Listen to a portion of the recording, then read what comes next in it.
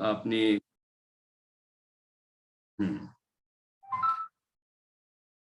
नमो अर्हन्तार्णं नमो सिद्धार्णं नमो आयर्याणं नमो अज्जायाणं नमो लोये सव्यसाहुणम्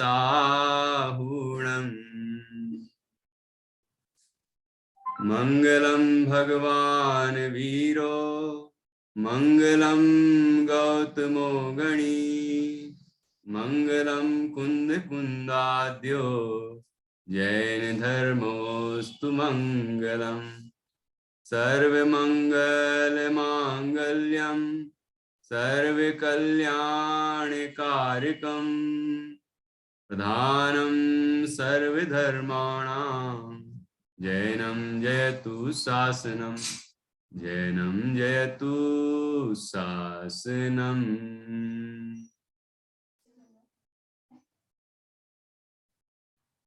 जीवमजीवम दवम जिणवर वस हैण जैणी देठम देविंद विंद वंदम वंदे तम सव्यदा शिरसा।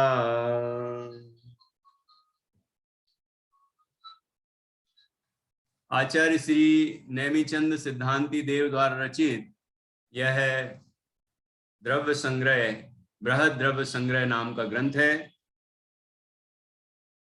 इसकी पहली गाथा जो मंगलाचरण के रूप में है, इस पर हमने कल चर्चा की थी। अब मैं आपसे कुछ प्रश्न करूंगा और उसके बाद इस गाथा में कुछ और विशेष बात आई है वो बताऊंगा और फिर हम दूसरी गाथा की ओर चलेंगे। सबसे पहला प्रश्न है कि इस मंगलाचरण में किसको नमस्कार किया है? इस मंगलाचरण में किसको नमस्कार किया है? बोलो। इसमें 24 तीर्थंकरों को नमस्कार किया गया है।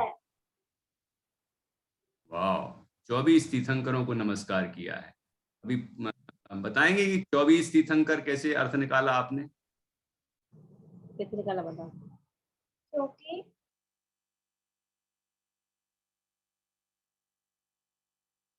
भैया जी मैं बताऊं? हाँ बताइए बताइए। य, र, बा और रा। और व। बा और रा अंक साथ ने बताया था आपने। वाह में आया था 4, बा 4 नंबर 4 नंबर पर आता है और रा 2 नंबर पर। तो इसका उल्टा आएगा 42 24 हो जाएगा। इसका उल्टा कर देंगे और फिर 42 का उल्टा करेंगे तो 24 आ जाएगा। क्या बात है, मतलब पीछे 4 लिख के फिर पीछे तरफ से पढ़ेंगे तो 2 4 पढ़ना पड़ेगा। आर्यन आपको मैथ समझ में आ रही है ना? 4 2 42 होते हैं, लेकिन अपन 2 4 पढ़ेंगे तो 24 हो जाएगा। अंका नाम वाम तो गति कल बताया था। बिल्कुल सही जवाब दिया है प्रतिष्ठा और उनकी मम्मी ने मिलके। चलिए, इस तरह एक अर्थ निकला कि इस मंगलाचरण में 24 तीर्थंकरों को नमस्कार किया गया है। अब दूसरा अर्थ क्या है और किसको नमस्कार किया है, कौन बता सकते हैं? एक और अर्थ है। कोई वीडियो ऑन नहीं करना चाहें और बताना चाहें तो वो भी हाथ का सिंबल दे सकते हैं और हम उनको यहाँ से अनम्यूट करेंगे तो वो बोल सकेंगे। सिया भी बोलना चाह रही हैं। देव लोगों को। देव लोगों को, कौन से देवों को नमस्कार किया है इसमें?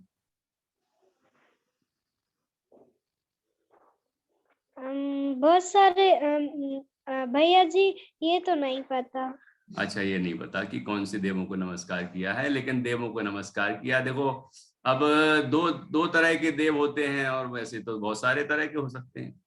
तो यहाँ तो सुदेव को, मतलब सच्चे देव को नमस्कार किया है, जिनेंद्र देव को, या फिर 4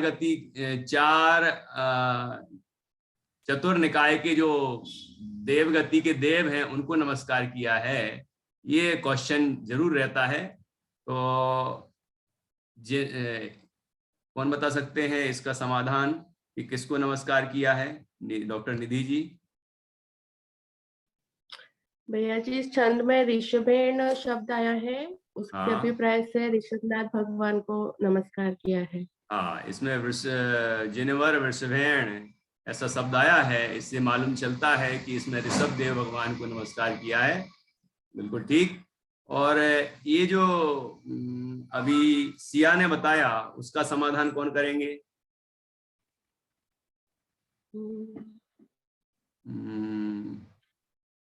डॉक्टर निधि जी बताइए। आर्यन बताएगा।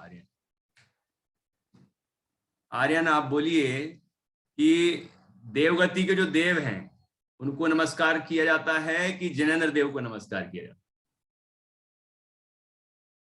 अनम्यूट करिए। जिनेंद्र देव को देव हैं उनको हम नमस्कार करेंगे या हम भगवान जिनेंद्र को नमस्कार करेंगे? किसको? जिनेंद्र देव को नमस्कार किया। अच्छा, बिल्कुल सही। और ये जो देव हैं, चारों निकाय के देव, मतलब व्यंतर, भवनवासी, व्यंतर, ज्योतिषी और वैमानिक, ये किसको नमस्कार करते हैं?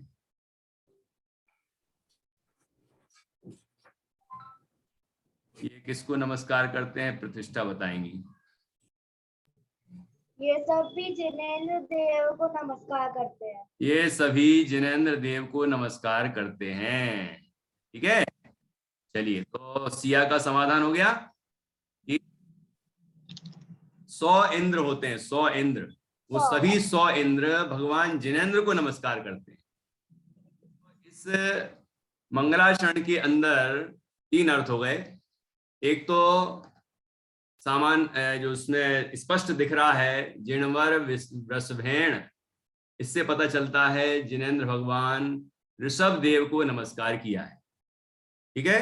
दूसरा कि जो विशिष्ट अर्थ किया था, जिन अर्थात अविरत, सम्यक दृष्टि आदि, वर, उन अविरत, सम्यक दृष्टि आदि में जो वर अर्थात प्रधान है, ऐसे गणधर, और गणधरों के जो नाथ हैं, गणधरों के जो वृषभ प्रधान हैं, है ना, स्वामी हैं, वो भगवान जिनेंद्र। तो इस तरह से अर्थ किया कि तीर्थंकर परम देव को नमस्कार किया है। ठीक है, तो दूसरा अर्थ हो गया। पहला अर्थ ऋषभ देव को नमस्कार किया है, दूसरा अर्थ तीर्थंकर परमात्मा को नमस्कार किया है, और तीसरा अर्थ हो गया, तीसरा अर्थ जो प्रतिष्ठा ने बताया था कि 24 तीर्थंकरों को नमस्कार किया है। इसमें वर शब्द है, और जैन गणित में इन अक्षरों के भी अंक होते हैं, तो उसके हिसाब से देखते हैं तो वर में व 4 नंबर पे आता है, और र 2 नंबर पे आता है, य, र, ल, व, ऐसे। तो फिर ये अंका नाम वामतो गति के नियम से ये 24 हो जाता है। इस तरह 24 तीर्थंकरों को नमस्कार किया गया है। तो 3 अर्थ हो गए। आप इतना ध्यान रखें कि ऋषभ देव भगवान को नमस्कार किया है, तीर्थंकर परम देव मतलब सभी तीर्थंकरों को नमस्कार किया है, और 24 तीर्थंकरों को नमस्कार किया है। ऐसा क्रम भी बना सकते हैं, ऋषभ देव भगवान को नमस्कार किया है, 24 तीर्थंकरों को नमस्कार किया है, और सभी तीर्थंकरों को नमस्कार किया, मतलब विश्व के त्रिकालवर्ती तीर्थंकर, है ना, तीनों काल में जो हुए हैं यहाँ भारत क्षेत्र, अरावत क्षेत्र में, और विदेश क्षेत्र में जो अभी भी हो रहे हैं, पहले भी हो चुके हैं, आगे भी होंगे सभी जगह। तो उन सभी को त्रिकालवर्ती तीर्थंकरों को नमस्कार किया गया है। ठीक है, इस तरह से मंगलाचरण में किसको नमस्कार किया है, इसके 3 पॉइंट हो गए। अब दूसरा प्रश्न है कि जिनेंद्र भगवान, कैसे जिनेंद्र भगवान को नमस्कार किया है? उनकी 2 विशेषताएं बताई, उनकी 2 विशेषताएं बताई जिनके कारण उनको हमने नमस्कार किया है। तो वो 2 विशेषताएं क्या हैं जिनके कारण जिनेंद्र भगवान को नमस्कार किया है? हाँ जी, भावना जी बता रही हैं, बोलिए। एक तो ऐसे जिनेंद्र को नमस्कार किया गया है जो अंतरंग गुणों से संपन्न है और बहिरंगता भी उनमें बहिरंग विभूषित संपन्नता भी उससे विभूषित है, जो समोषण जिनका समोषण लगता है, वो जो अंतरंग गुणों से भरपूर है और बहिरंग संपन्नता से भी भरपूर है। हाँ, ये आप जो कह रही हैं वो तो ठीक है, लेकिन यहाँ इस मंगलाचरण में मतलब द्रव्य संग्रह की जो गाथा है, हाँ, इसके और ऐसे बीतराग प्रभु को नमस्कार किया गया है जिन्होंने जीव और अजीव के भेद तत्व को हमें ज्ञान करवाया है, जिन्होंने बतलाया है हमें, जिन्होंने हमें बतलाया है कि शरीर क्या है, आत्मा क्या है, जीव और अजीव की भिन्नता को दर्शाया है उन्होंने, हम सबको समझाया है। ये बात हुई, मतलब एक बात आ गई इसमें कि जीवम अजीवम दव्वम, है ना, जैन निर्दिठम, जिन्होंने जीव अजीव द्रव्यों को बताया है, ठीक, तो ये कारण बता दिया कि जीव अजीव द्रव्य को बताने वाले होने से भगवान जिनेंद्र को नमस्कार किया है। और दूसरा कारण बताया देवेंद्र विंद वंदम, देवेंद्र, हाँ, के द्वारा, देवों के इंद्र के जो भी इंद्र उनको नमस्कार हैं करते हैं, उनके द्वारा, उनके समूह के द्वारा जो वंदनीय है। तो देवेंद्र में अर्थ किया था कि 100 इंद्र होते हैं, 100 इंद्र, उन 100 इंद्रों के द्वारा भगवान जिनेंद्र को समोषण में नमस्कार किया जाता है। तो इस तरह दो विशेषताएं हो गई। एक तो यह कि भगवान जिनेंद्र ने जीव अजीव द्रव्य बताए, ठीक है, और दूसरी विशेषता ये कि उन्हें वो देवेंद्रों के द्वारा वंदनीय है या फिर वो 100 इंद्रों के द्वारा वंदनीय, ऐसे जिनेंद्र भगवान को नमस्कार किया है। सिर झुका के सदा नमस्कार हो, नमस्कार करता हूं, ऐसा यहाँ आखिरी में लिखा। अब वो 100 इंद्र कौन गिना सकते हैं? कोई है जो 100 इंद्र गिना सकें? बस संख्या बताना है कैसे 100 होंगे वो। मैं देखता हूं कोई हाथ खड़े किए हैं क्या।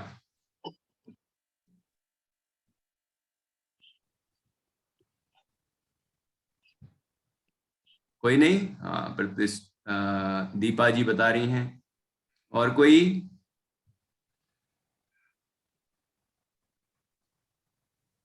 डॉक्टर निधि जी भी बताना चाह रही हैं। देखते हैं, एक एक करके बताइए, कोई रह जाएगा तो। सिद्धि वेलुकर भी बताना चाहती हैं। 1 मिनट रुकिए, पहले नए व्यक्ति को अवसर देते हैं। दीपा जी, हाँ, सिद्धि वेलुकर बताएं। हाँ, जय जिनेंद्र भैया जी। हाँ, जय जिनेंद्र बोलिए।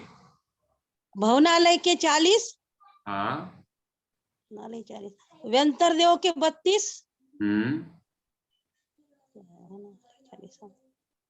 कल्पवासी के 24, बहुत अच्छा, और चंद्र सूर्य और त्रियंचका सिंह। बहुत अच्छा। एक और रह गए। मनुष्यों का एक इंद्र, आपका अपना इंद्र भी तो होगा कोई। मनुष्यों का चक्रवर्ती। मनुष्यों का इंद्र चक्रवर्ती। ठीक, सही जवाब दिया आपने, बहुत अच्छा। और आप सभी से मेरा कहना है कि क्लास के बीच में जय जन ना करें। पहले अपन जय जन कर लेते हैं, आखिरी में भी कर सकते हैं, लेकिन बीच में ना करें। चलिए, अभी यहाँ जिनवाणी विराजमान है, आपके पास भी होगी, लेकिन यहाँ तो विराजमान है ही, ठीक है। चलिए, तो इस तरह से ये पहली गाथा यहाँ पूरी हुई। कल हमने एक बात और समझी थी कि सिद्धों के पहले अरहंतों को क्यों नमस्कार किया है। जिनके पास टीका है शायद उनने पढ़ा हो, टीका में ये एक श्लोक का उल्लेख है, और श्रेयो मार्गस्य संसिद्धि प्रसादात् परमेष्णः इत्याहुस् तद गुणस्तोत्रम शास्त्रादौ मुनि पुंगवाः। इत्याहुस् तद गुणस्तोत्रम शास्त्रादौ मुनि पुंगवाः। श्रेयो मार्गस्य संसिद्धि प्रसादात् परमेष्णः, अरहंत परमेश जी के द्वारा मोक्ष मार्ग की सिद्धि होती है, मोक्ष मार्ग का प्रतिपादन होता है, इसलिए अरहंत भगवान को सिद्धों के भी पहले नमस्कार किया जाता है। ठीक है, सिद्ध भगवान कैसे होते हैं, सिद्ध भगवान हम सिद्ध भगवान कैसे बन सकते हैं, ये कौन बताता है हमें? ये अरहंत भगवान बताते हैं, इसीलिए अरहंतों को पहले नमस्कार किया जाता है। अरहंत हमारे परम गुरु हैं, अरहंत हमारे परम गुरु हैं, तीर्थंकर देव, ठीक है ना, इसलिए उनको पहले नमस्कार किया है। और इसमें मंगलाचरण क्यों करना चाहिए? तो नास्तिकता का परिहार करने के लिए, कि हम नास्तिक लोग नहीं हैं, हम भगवान जिनेंद्र को मानते हैं, पंच परमेष्ठियों को मानते हैं, हमारा कोई आराध्य है ना। लोग कहते हैं कि तुम लोग नास्तिक हो, जैनी नास्तिक होते हैं, कि नास्तिक वो इसलिए कहते हैं कि एक परिभाषा उन्होंने बना रखी है, वेद निंद को ही नास्तिक कहा, जो वेदों को नहीं मानता वो नास्तिक, चार वेदों को, सामवेद अथर्ववेद आदि। लेकिन हमारे यहाँ वेद माने जाते हैं प्रथमानियोग, कर्णानियोग, चरणानियोग, द्रव्यानियोग, तो हम इन वेदों को मानते हैं और ईश्वर को मानते हैं, लेकिन ईश्वर को जगत का कर्ता नहीं मानते हैं। ठीक है, तो कोई हमें नास्तिक कहते हैं तो कहते रहो, लेकिन हम नास्तिक नहीं हैं। इसलिए हर ग्रंथ के प्रारंभ में आचार्य मंगलाचरण करते हैं और अपने इष्ट देव को नमस्कार करते हैं। ठीक है, और दूसरा कारण बताया कि पुण्य की प्राप्ति के लिए, पुण्य भी बढ़ता है, और विघ्न का विनाश करने के लिए, कि ये जिनवाणी हमने शास्त्र प्रारंभ किया है तो वो पूरा भी हो, कोई विघ्न बाधाएं ना आए और हमारा कार्य संपन्न हो, उस शास्त्र का जो प्रयोजन है वो भी सिद्ध हो। ठीक है, अभी शास्त्र का क्या प्रयोजन है, ये आचार्य ब्रह्मदेव सूरी ने जो यहाँ लिखा है, बहुत सुंदर विषय है, वो अभी पढ़ेंगे अपन। और चौथा कारण बताया शिष्टाचार का पालन।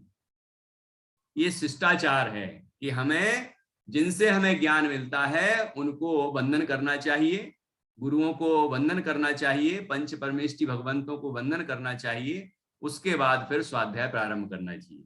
एक हमारा शिष्टाचार है। तो शिष्टाचार के पालन के लिए शिष्टाचार के पालन के लिए मंगलाचरण किया जाता है। तो मंगलाचरण के चार कारण हो गए। पहला, नास्तिकता का परिहार करने के लिए। दूसरा, अपन शिष्टाचार को दूसरे नंबर पे ले आते हैं, शिष्टाचार का पालन करने के लिए। तीसरा, पुण्य की प्राप्ति के लिए। और चौथा, विघ्नों का नाश करने के लिए। ठीक है, ये चार कारणों से मंगलाचरण किया जाता है हर शास्त्र के पहले। और हम लोग कक्षा के पहले, विद्वान लोग प्रवचन के पहले ये मंगलाचरण क्यों करते हैं? इनकी ये चार कारण सब जगह होते हैं। ठीक है, और इसके बाद फिर इसमें टीका में एक विषय और आया है कि इसमें इष्ट, अभिमत, अधिकृत और अभिमत क्या है। तो इष्ट देव को नमस्कार किया है, ठीक है, और अधिकृत है तो ये नमस्कार ग्रंथ अथवा प्रकरण के प्रारंभ में नमस्कार के लिए विवक्षित हो वह हमारा अधिकृत है। और अभिमत क्या है कि सब लोगों को जो विवाद बिना मान्य हो वह, वो अभिमत है। अब इसमें बताए थे कल आपको कि 6 अधिकार भी होते हैं, तो मंगलाचरण वो पहला अधिकार है। उसके बाद फिर निमित्त का कथन करना कि ये ग्रंथ किसके निमित्त से लिखा गया, फिर प्रयोजन का कथन, प्रयोजन क्या है इसका, फिर परिमाण क्या है, मतलब कितने अधिकार होंगे, कितनी गाथाएं होंगी, क्या होगा, तो वो सब उसका भी उल्लेख करते हैं। नाम क्या है ग्रंथ का और ग्रंथ के कर्ता कौन है, ये 6 अधिकार होते हैं। अब एक सबसे महत्वपूर्ण बात बतानी है जो यहाँ है, वो है कि शास्त्र का क्या प्रयोजन है। और ये ध्यान रखें कि सभी ग्रंथों का प्रयोजन भी यहाँ बता दिया है। ये हमारे स्वाध्याय का क्या प्रयोजन है ये भी इसमें आ गया है। हो सकता है कोई बच्चे अभी एक कविता सुना देंगे गीत कुसुम से, वो भी इसी के आधार से बनाई गई है। ठीक है, सिया को कुछ पूछना है, पहले हम उसको पूछ लेते हैं, फिर यहाँ प्रयोजन बताते हैं। भैया जी, नास्तिकता क्या होता है? नास्तिकता का मतलब होता है कि जो भगवान को नहीं मानता वो नास्तिक। तो तुम तो भगवान को मानती हो ना? हाँ भैया जी। पक्का?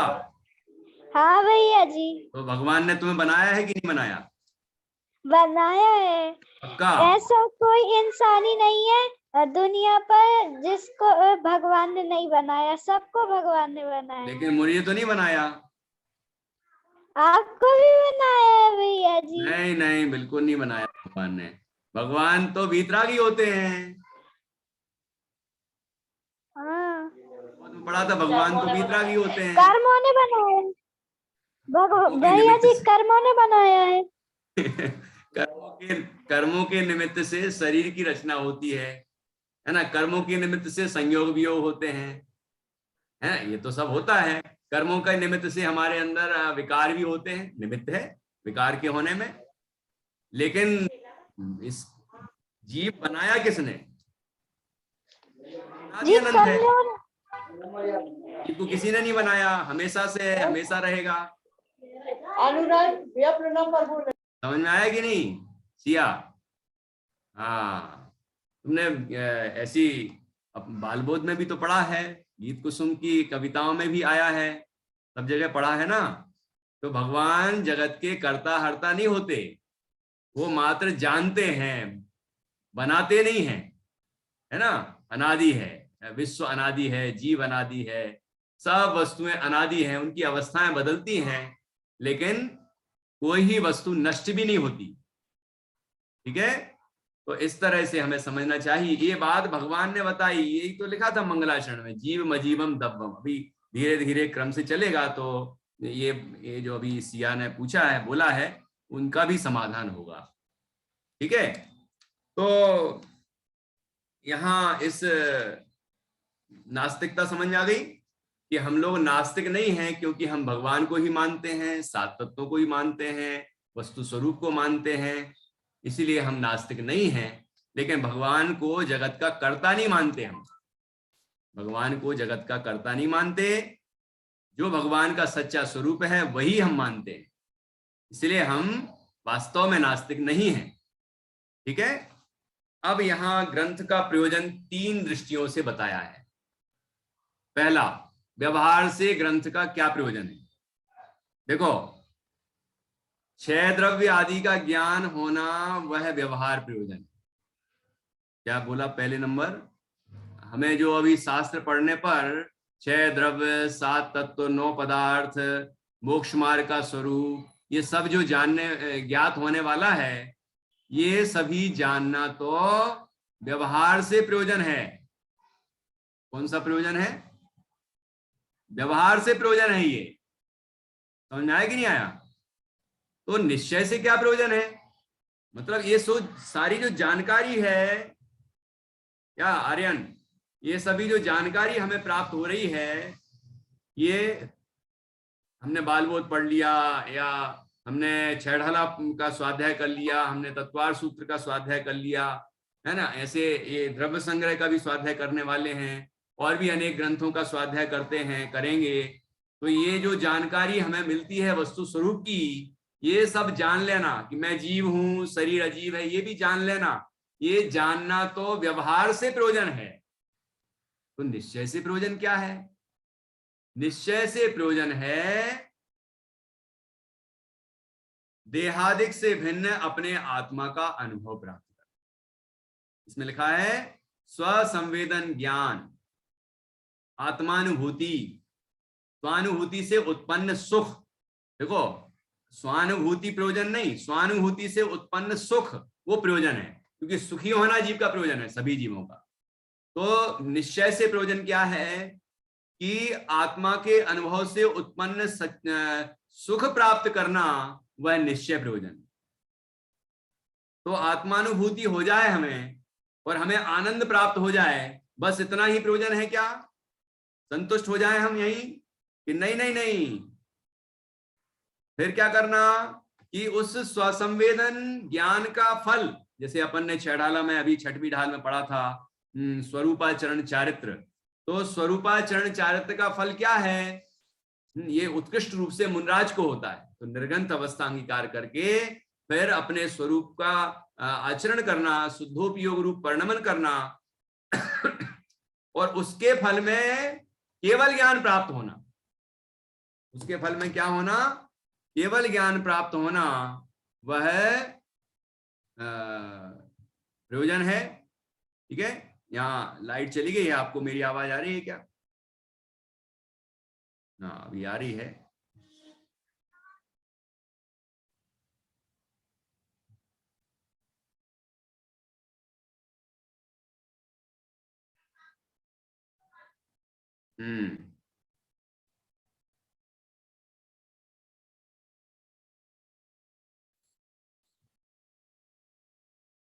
अच्छा, हो गया शायद।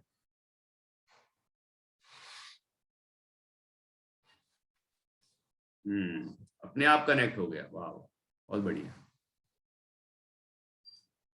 तो देखो, परम निश्चय से क्या प्रयोजन है? परम निश्चय से प्रयोजन है स्वसंवेदन ज्ञान के फल में प्राप्त होने वाला केवल ज्ञान, प्रकट होने वाला केवल ज्ञान, और केवल ज्ञान के साथ प्रकट होने वाला अनंत सुख, अनंत सुख प्राप्त करना हमारा प्रयोजन है। उससे पहले कहीं रुकने की, अटकने की जरूरत नहीं है। पूर्णता के लक्ष्य से की गई शुरुआत ही सच्ची शुरुआत है। ये ध्यान रखना है सभी को। ये इसी गाथा की टीका में आया है, पहली गाथा की टीका में। जिनके पास ग्रंथ है और उसकी टीका है, वो टीका में उसका अनुवाद हिंदी में भी है, उसको आप पढ़ें तो ये सभी विषय उसमें बहुत सुंदर ढंग से बताए हैं। तो इस तरह हमने ये समझा इस ग्रंथ का प्रयोजन क्या है।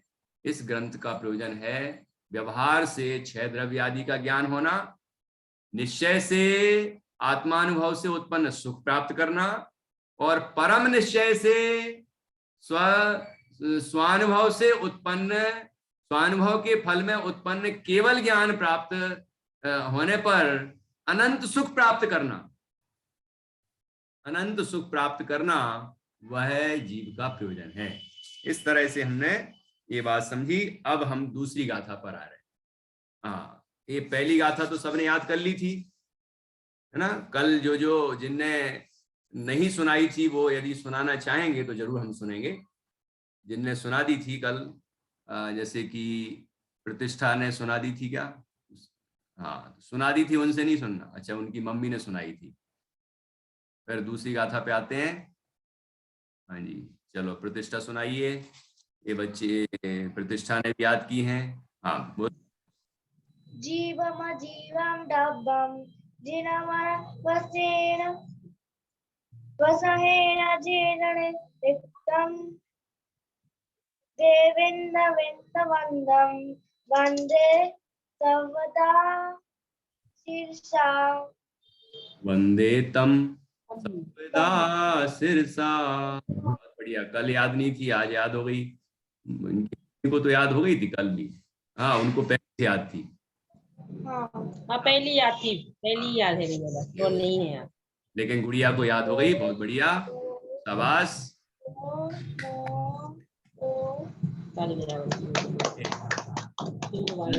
अब और कौन सुनाएंगे? डॉक्टर निधि जी को भी याद हो गई क्या? अरे वाह वाह, बढ़िया। हाँ, सुनाइए। आपकी आवाज नहीं आ रही।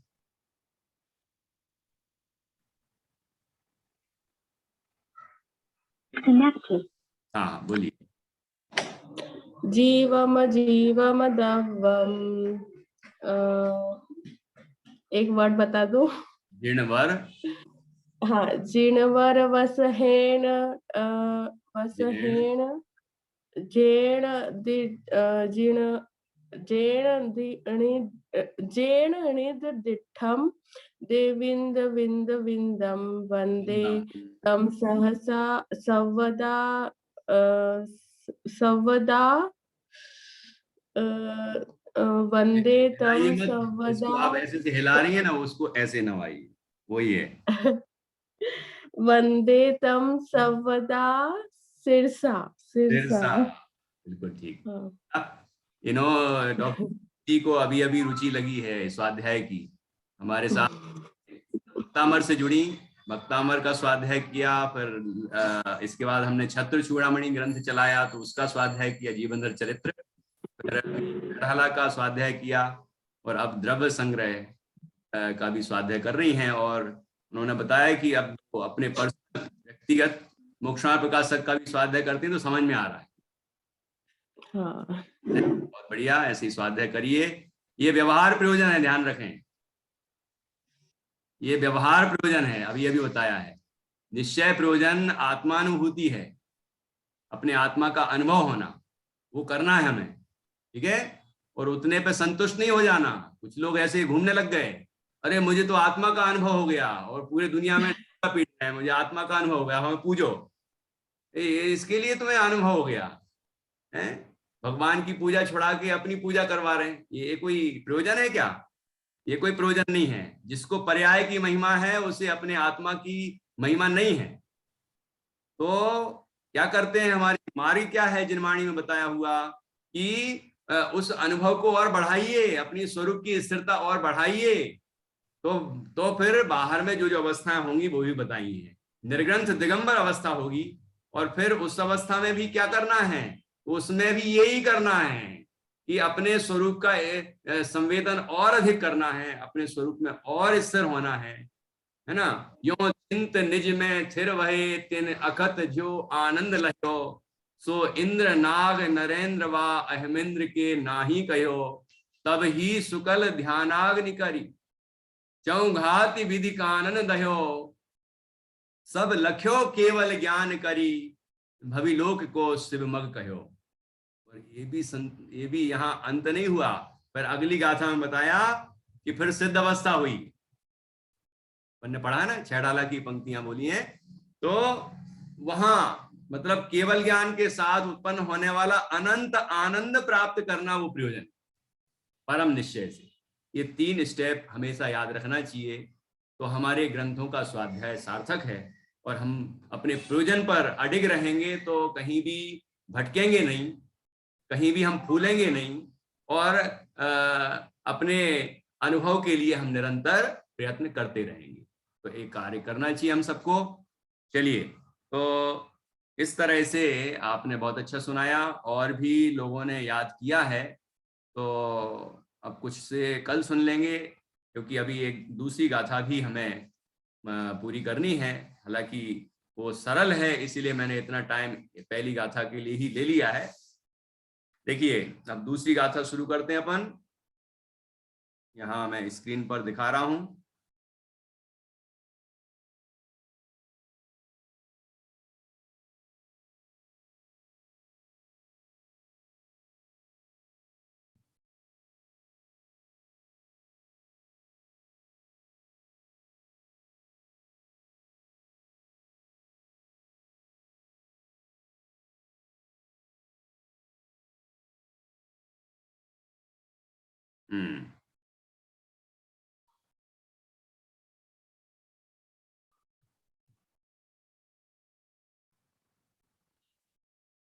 ये वाला तो हमने पढ़ लिया है ना।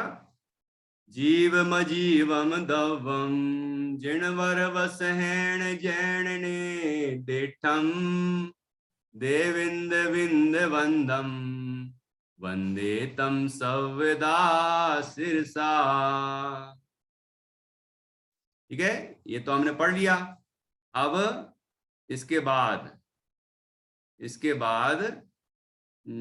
अगली गाथा है। ये देखो, यहाँ पर अर्थ वगैरह लिखा है, अन्वयार्थ है, पद्यानुवाद है। अब ये दूसरी गाथा देखिए, दूसरी गाथा। जीवो उवोग मओ, बोलिए। जीवो, बहुत सरल है, कठिन नहीं है। जीवो उवोग, उवोग तक पढ़िए, उवोग मओ, उवोग मओ। क्या पढ़ा नित्या तुमने? जीवो उवोग मओ, जीवो उग ओग मयो, उवोग, उव उग ओग हाँ, उवोग मओ, हाँ, जीवो उवोग मओ। ठीक है, अमुत्तिकत्ता, अमुत्तिकत्ता, अमुत्तिकत्ता, अमुत्तिकत्ता सदेह, सदेह परिमाणो, अमुत्तिकत्ता सदेह परिमाणो। आया? एक पंक्ति हुई, जीवो वोगमो अमुत्तिकत्ता सदेह परिमाणो, भोक्ता संसारत्थो, भोक्ता संसारत्थो, संसारत्थो, भोक्ता संसारत्थो, सिद्धोसो, सिद्धोसो, सिद्धोसो विश्वसो ढगई। देखना ये जरा अच्छे से समझना, विश्वसो, देखो कितने सा हैं, आर्यन ध्यान से सुनना, विश्व पहले अपन विश्व बोलेंगे, है ना, वाह में छोटी की मात्रा, आधा सा फिर सा, तो विश्व, फिर सोड, सोड ड, जो डा दिख रहा है आपको, डा और नीचे ढा है, तो डा है आधा, पहले वाला जो डा लिखा है ना ऊपर, डा, दो लिखे एक साथ अक्षर, आर्यन दिख रहे हैं, है ना, डा और नीचे लिखा है उसी के ढ, तो डा आधा है और ढा पूरा है, तो सोड, डा तक पढ़ना, सोड, सोड, सोड, पूरा नहीं है ना, तो इसलिए ड ऐसा नहीं बोलेंगे, सोड, फिर ढगई, ढगई, ढगई, ढगई, सिद्धोसो विश्वसो ढगई, सोड, वो जीव वहीं लौट जाएगी हल्की सी, और वहां डा आधा बोला जाएगा, सोड ढगई, सोड ढगई, ऐसा बोलना है, विश्वसो ढगई। देखो फिर से, जीवो ओवोगमो अमुत्तिकत्ता सदेह परिमाणो, होता संसारत्थो, सिद्धोसो विश्वसो ढगई। आया ख्याल में? कौन पढ़ेंगे? आर्यन पढ़ोगे? नहीं तो एक दो लोगों से पढ़वा लें, फिर पढ़ोगे तुम, है ना। चलो कौन पढ़ेंगे जरा बताओ भाई, पहले अर्थ करूं, तब तक और पढ़ने में आ जाएगा 2-3 बार, फिर तो आ ही जाएगा आपको। देखो बिल्कुल सरल है, बिल्कुल सरल है। देखो इसमें जीव द्रव्य के 9 अधिकार बताए, ऊपर लिखा है हेडिंग में, मतलब ये कि जीव द्रव्य का वर्णन 9 अधिकारों के माध्यम से करेंगे। 9 अधिकारों के माध्यम से करेंगे मतलब 9 प्रकार से जीव का स्वरूप बताएंगे। कौन से जीव का? नित्या, कौन से जीव का स्वरूप बताएंगे? सभी जीवों का। तो तुम्हारा बताएंगे कि नहीं? हाँ, इसमें मैं भी शामिल हूँ। अच्छा अच्छा, वाह वाह, बहुत बढ़िया। तो हम सबका स्वरूप 9 अधिकारों के माध्यम से बताया जाएगा, मतलब 9 बिंदुओं के माध्यम से बताया जाएगा, 9 पॉइंट्स के माध्यम से बताया जाएगा। ये सब पॉइंट्स हैं, है ना, ये अधिकार हैं। 9 अधिकारों से बताएंगे। तो इनमें पहले जीव का स्वरूप बताएंगे, जीव का स्वरूप, जीव का ही स्वरूप है इन 9 अधिकारों द्वारा, लेकिन पहले ये बताएंगे कि जीवो मतलब जीता है। जीव कैसा है? कि जीता है। और कैसा है? कि उपभोग मो, उपभोग का मतलब क्या होता है? उपयोग। मो मतलब मय है, मय, उपयोगमय है। जीव कैसा है? सो लिखा ना आखिरी में, यहां आखिरी के पद में सो, सो मतलब वह कैसा है? कि जीवो मतलब जीता है। यहाँ जीव का, जीवो का मतलब जीव नहीं है अकेला, जीवों का मतलब है जीता है, ठीक है, जीता है। और इसमें जो अन्वयार्थ दिख रहा है ये गलत है, देखो, ये इसको मत देखना आप, ये गलत हो गया है, तो मैं PDF फिर चेंज करूंगा, अभी मेरी नजर पड़ी, ये देखिए, ये दूसरी जो गाथा आने वाली है ना, जीवत्व अधिकार वाली, तिक्काले चदुपाणा, उसका अर्थ है ये। तिक्काले लिखा है, ये देखो तिक्काले पवारा, है ना। तो जो पहले से जानते हैं, स्वाध्याय करते हैं, उनको समझ में आ गया होगा मैं क्या कहना चाह रहा हूं। तो अपन गाथा को मात्र देखो, तो जीवो जीवो उवो गमो,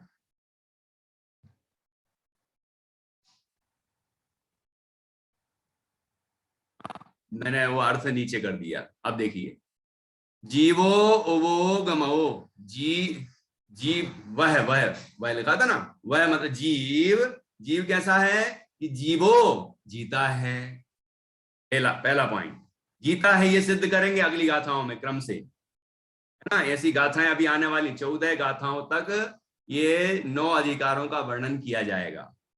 ये दूसरी अधिकार में उसका उल्लेख किया है कि आगे क्या आने वाला है। तो पहले जीवत्व अधिकार भी बोल सकते हैं आप, ठीक। तो जीव जीता है, अब कैसे जीता है वो अभी अगली गाथा में बताने वाले।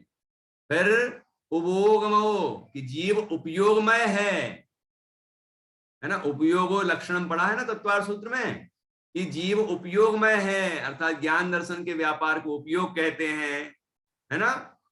और वह उपयोग ही जीव का लक्षण है, अर्थात जीव जानता देखता है, ये बात सिद्ध करेंगे। और कितने तरह के उपयोग होते हैं, भेद प्रभेद सब बताएंगे उसमें। उपयोगमय है जीव। फिर क्या बताएंगे कि अमुत्ति तीसरा अधिकार, 9 अधिकारों के क्रम याद रखना है। तीसरा अधिकार क्या बताया, अमुत्ति। क्या होता है अमुत्ति आर्यन? अमुत्ति अर्थात अमूर्तिक। अमुत्ति का अर्थ क्या हो गया, अमूर्तिक। तो जीव अमूर्तिक है। ये जो दिख रहा है ना आर्यन, ये शरीर, ये हम नहीं है, ये नहीं है हम। ये अपनी फोटो कितनी बढ़िया दिख रही है ना। तुम्हारे पापा अच्छी अच्छी फोटो निकालते हैं तुम्हारी, तो ये फोटो जिसकी निकली है वो हम नहीं है। ये कौन है? ये तो शरीर है। हम कौन है? कि जो इस शरीर के अंदर है उपयोग वाला, जो जीता है, जो उपयोगमय है ना, वो अमूर्तिक है। अमूर्तिक है अर्थात ये रूपी नहीं है, ठीक है। फिर कहते हैं कर्ता, कि कर्ता भी है वो, करता है। तो अलग अलग नए से बताएंगे, निश्चय नय, व्यवहार नय, उसमें बताए जाएंगे कि निश्चय नय से अकर्ता है, व्यवहार नय से करता है। तो किस चीज का करता है वो भी सिद्ध करेंगे, ठीक है। अमुत्ति कत्ता सदेह परिमाणो, सदेह कत्ता मतलब करता हो गया, है ना। करता है जीव। अब किसका करता है, कैसे करता है, वो सब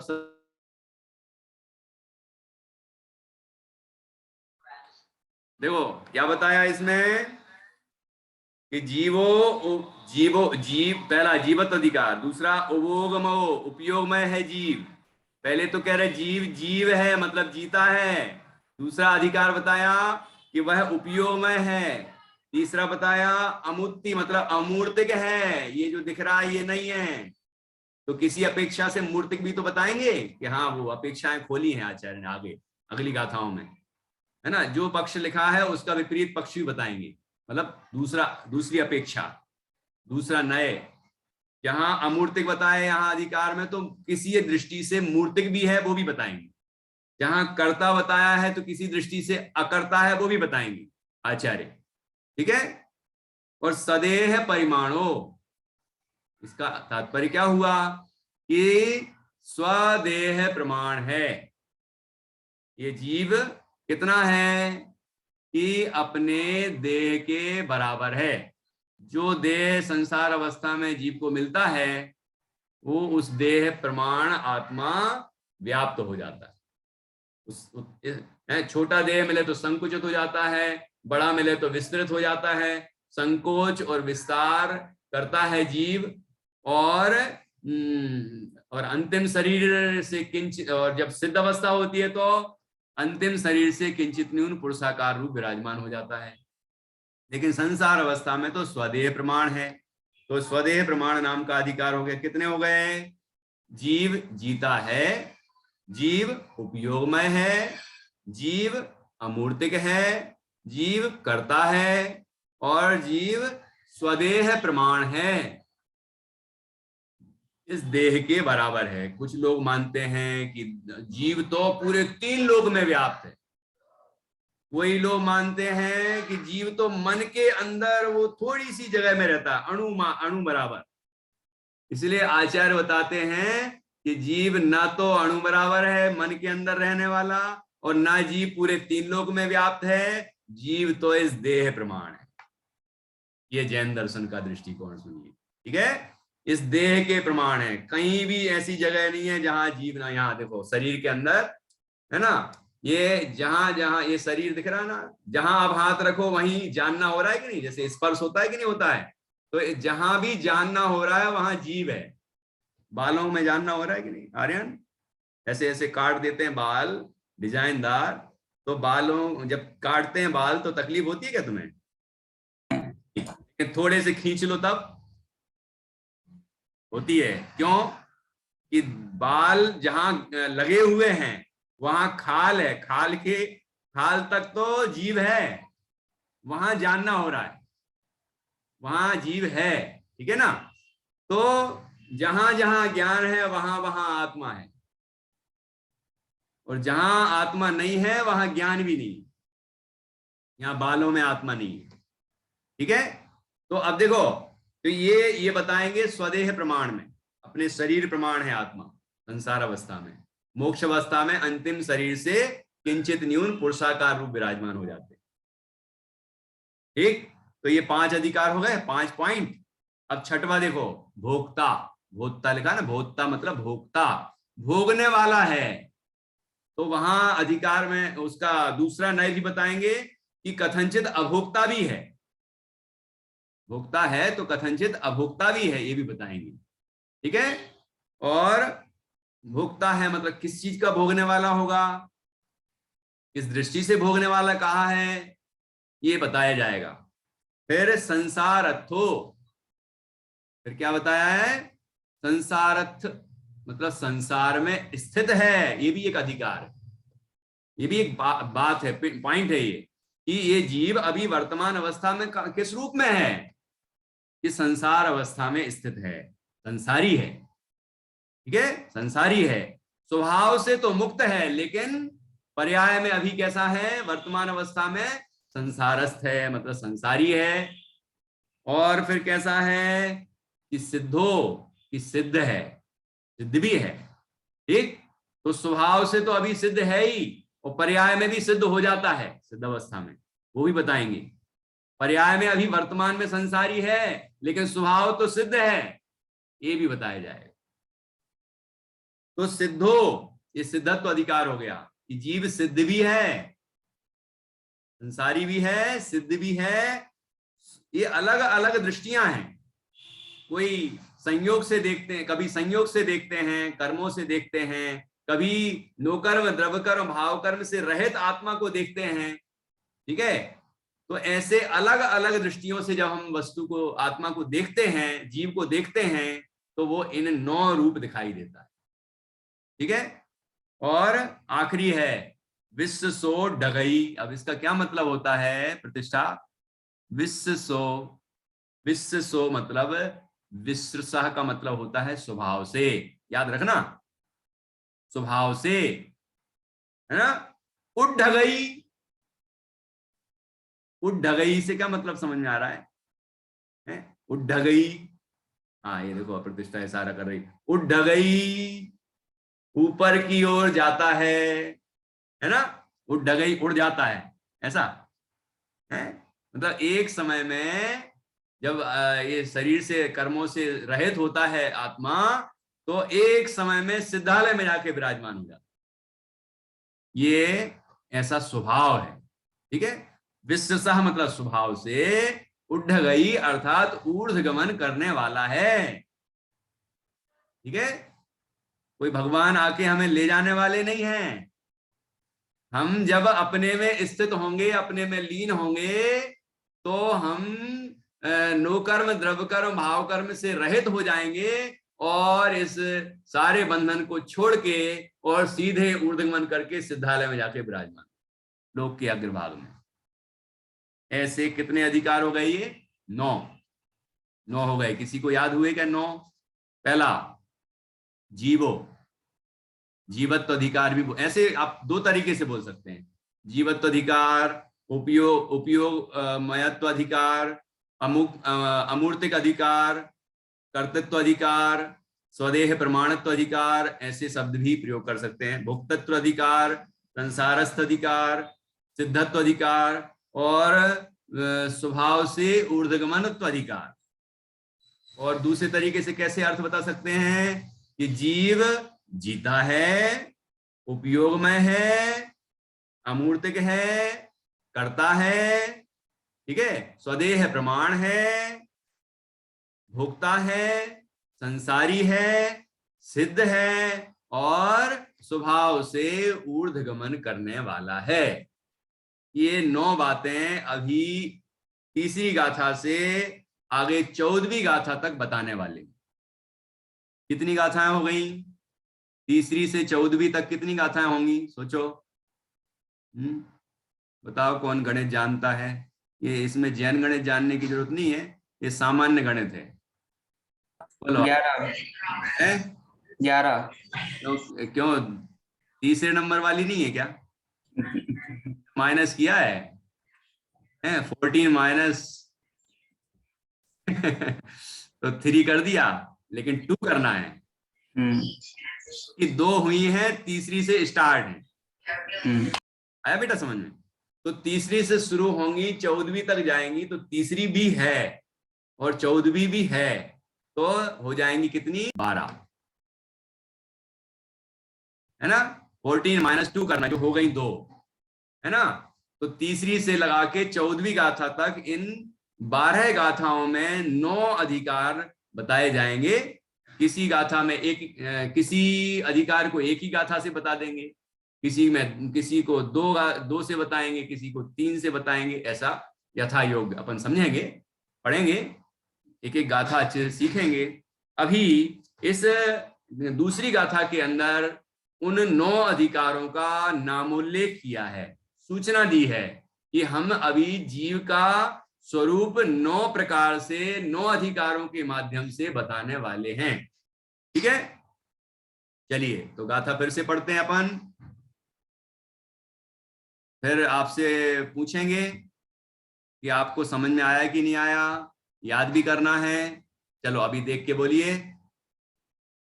जीवो भोगमो अमुत्तिकत्ता सदेह परिमाणो भूता संसारत्थो सिद्धोसो विश्वसो ढगई। कितने लोगों को कठिन लगी है गाथा? पहले नंबर मुझे ये बताएं कि ऐसा लगा हो कि बड़ी कठिन गाथा है, प्राकृत तो बड़ी कठिन है, ऐसा लगा हो। नमोकार मंत्र बच्चा बच्चा पढ़ता है, लेकिन वो ये नहीं पता कि ये प्राकृत है, और हमें तो मुजबानी आती है ना। कठिन है, कठिन है, काई कठिन है? सीखो तो सब चीजें सरल हैं, इंग्लिश तो और ज्यादा कठिन है। लेकिन आप लोग, हम लोग सब इंग्लिश भी सीख लेते हैं, कोई बच्चे फ्रेंच सीख रहे हैं, बताओ। लेकिन ये तो बिल्कुल सरल है। ये प्राकृत गाथा मतलब प्राकृतिक है वो, है ना। मतलब ये कि कोई व्यक्ति आसानी से इस चीज को सीख सकता है। ये एक जमाने की बोली है, ये बोली है, बोलचाल की भाषा है ये, ठीक है। ये बाद में अब भाषा मतलब बहुत सारे ग्रंथ है इसमें लिखे हुए हैं, इसकी व्याकरण भी बन गई, तो ये बड़ी वृहद भाषा है। ये जैनियों की, मुख्य रूप से जैनियों की ये भाषा है। ऐसे जैनियों ने कोई भाषा का पक्ष कभी नहीं रखा। संस्कृत भी, प्राकृत हो, संस्कृत हो, अपभ्रंश हो, आजकल की भाषाएं हो, कोई भी अंग्रेजी हो, कोई भी हो, भाषाओं का हमें कोई पक्ष नहीं है। हमें तो वस्तु स्वरूप को समझना है, ठीक है, और अपना कल्याण करना है, वो प्रयोजन ध्यान रखना 3 पॉइंट में। ठीक, चलो तो अब गाथा कौन पढ़ के बताएंगे? फिर उसके बाद, आज तो समय ज्यादा हो गया। मृदुला जी कुछ बता रही हैं क्या? पढ़ूं? हाँ पढ़िए। जीवो उव ओगमो अमूर्तिकर्ता संदेह परिमाणो भोक्ता संसार तथो सिद्धो सो विश्वसो ठगई। ठगई है कि डगई है? हाँ ढगई। ठगई। हाँ और आपसे एक पूछना था, जैसे कल आपने बताया ना 24 ज्योतिष देवों के दो दो सूर्य होते हैं ना, 2 24। सूर्य 2 चंद्रमा। अभी यहाँ ये नहीं बताया, अभी तो ये बताया कि चंद्रमा इंद्र है और सूर्य भी एक इंद्र है, तो 2 इंद्र हो गए ज्योतिषियों के।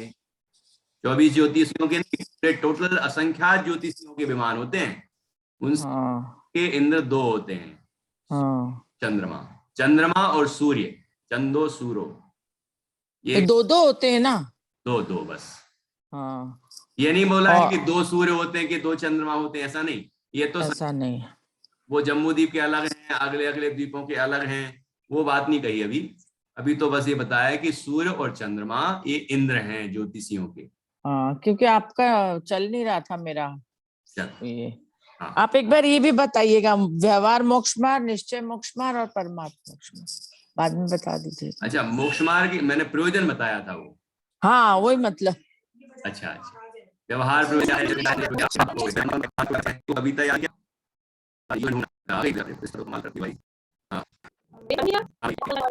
बोलिए। अनुभव से सुख पाना है, निश्चय से प्रयोजन फल है कि उस फल है सुख परमार्थन।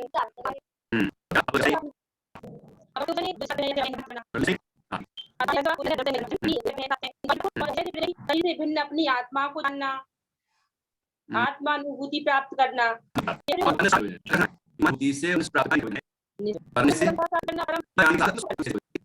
अनुभूति करना अलग बात है, और प्राप्त करना एक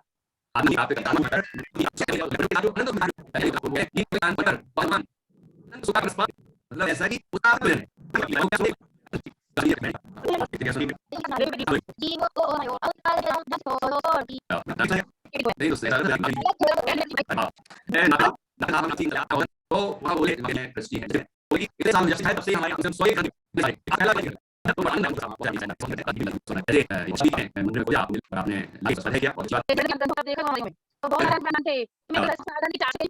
क्या प्रयोजन है इसमें? 30-31 ग्रंथों का शुरू करो।